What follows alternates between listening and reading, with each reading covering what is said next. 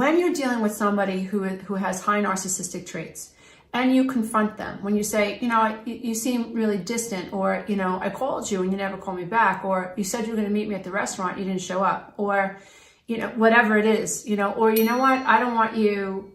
I don't think it's right that you hit the kids, we need to discuss that.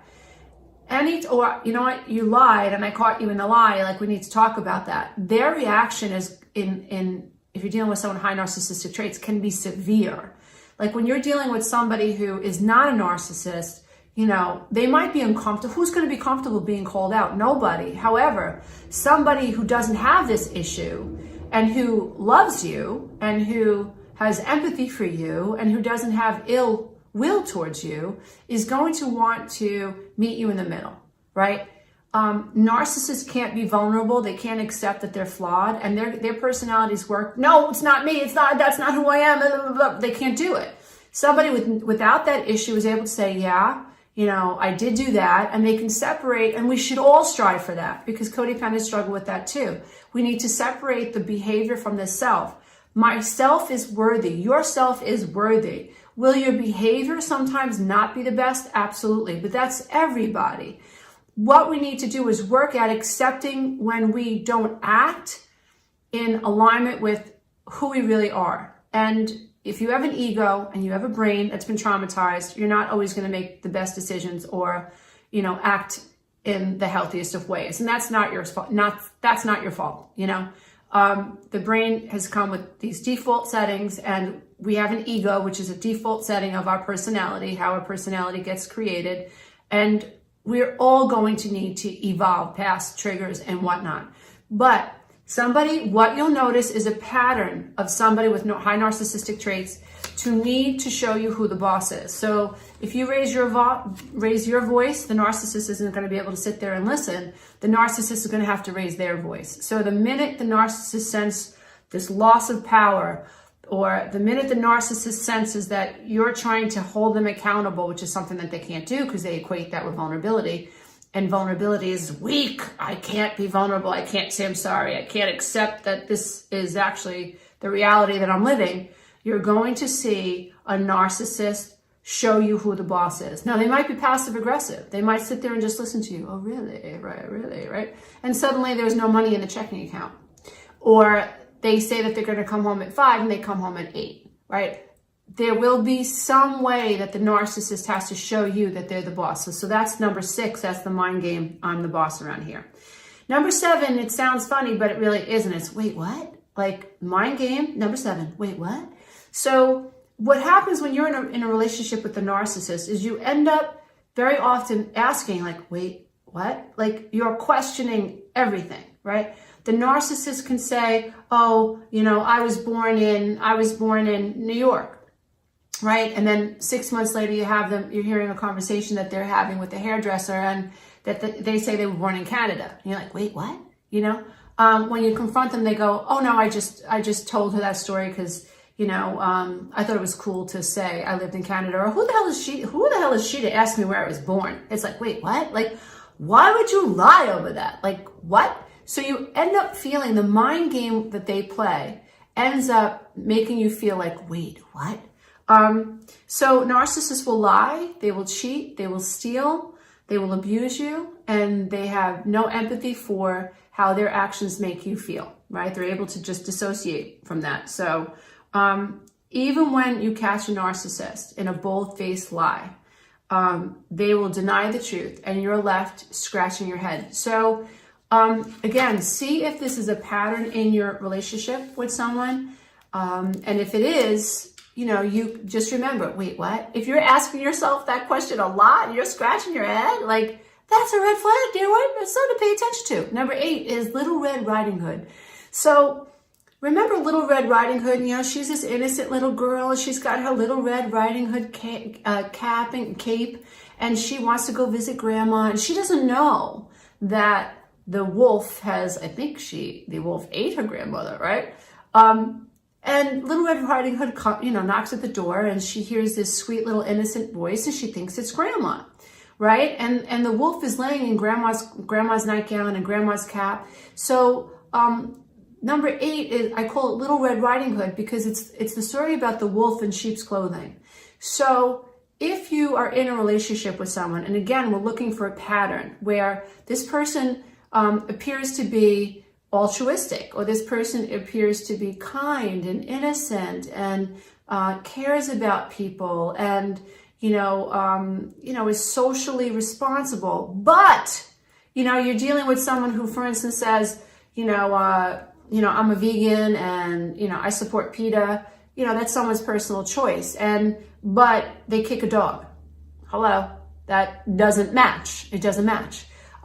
If you're with somebody who says that they treat people kindly, but they're rude to the waiter or the waitress, it doesn't match, right? So what you're looking for is, you're paying attention to, could this person be a wolf in sheep's clothing?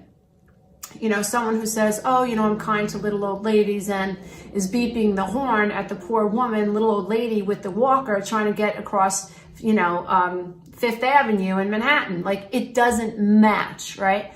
So pay attention to this idea that maybe you're dealing with the wolf in sheep's clothing. And we call that one, number 8, Little Red Riding Hood. So number 9 is the Rico Suave and the Femme Fatale, because remember, narcissists can be male or female. So narcissists will use their sexuality against you. They will withhold sex. So when you're thinking about sexuality, when you're thinking about number 9, you think about a narcissist in terms of sexuality. When you first meet a narcissist, they can be, in lots of cases, very sexual, male and female. It's the best sex you've ever had, right? And you're like, oh my God, this is just amazing, But in time, things start to change, right? Suddenly, the narcissist, male or female, is flirting with the bartender, or making out with the waitress, right? Or maybe the femme fatale is flirting it up with your brother, or your brother-in-law who's married to your sister. Pay attention to when it comes to, again, patterns. If you're dealing with someone with high narcissistic traits, you'll see this whole idea about sexuality. It's all over the place. It's not consistent, right? So the sex is inconsistent in terms of the intensity. They in the beginning, they're all for you, and then all of a sudden they're not. And when it comes to, people that they're attracted to, they will flirt with other people just to mess with your head, right? And then when you confront them, remember, you'll see a narcissist will reveal themselves in the confrontation with them. When you say, hey, what are you doing? You're making out with the bartender? Like, this is ridiculous. Oh, well, if you weren't so insecure, it wouldn't bother you. It was just a kiss. Or, I didn't kiss her, she kissed me. Whatever it is, they're slippery and they're slimy around this whole thing. And if they're pissed at you, they will punish you and withhold sex from you. It's like they're doing you a favor, because they're having sex with you. So number 9, Rico Suave and the Femme Fatale. Number 10, did you say something? So number 10 refers to this idea that narcissists can manipulate and maintain control and power in the relationship by just being disinterested in you, right? And so they'll ghost you, or they won't text you back, or they'll be hard to get in touch with.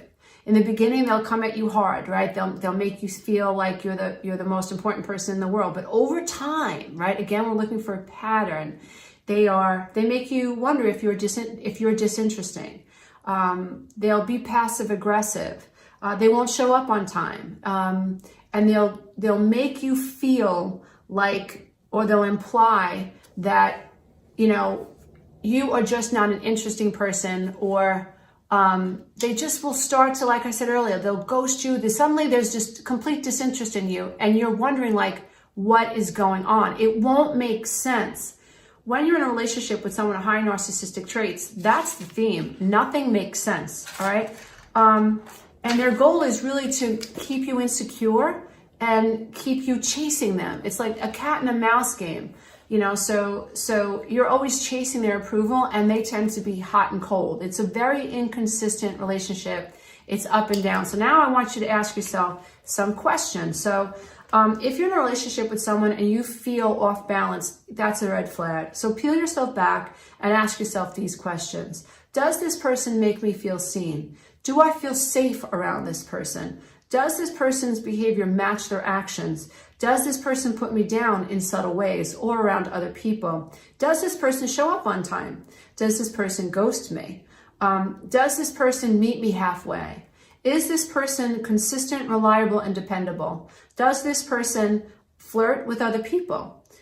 Do they have a history of cheating? And are they generous, or am I always picking up the bill? So I hope that this video about the games that narcissists play, has helped you identify some patterns maybe in your own relationship. And I hope it's made it a little bit easier for you to see through the fog. Don't forget to check out the next video, and you can go to my website and take the codependency quiz.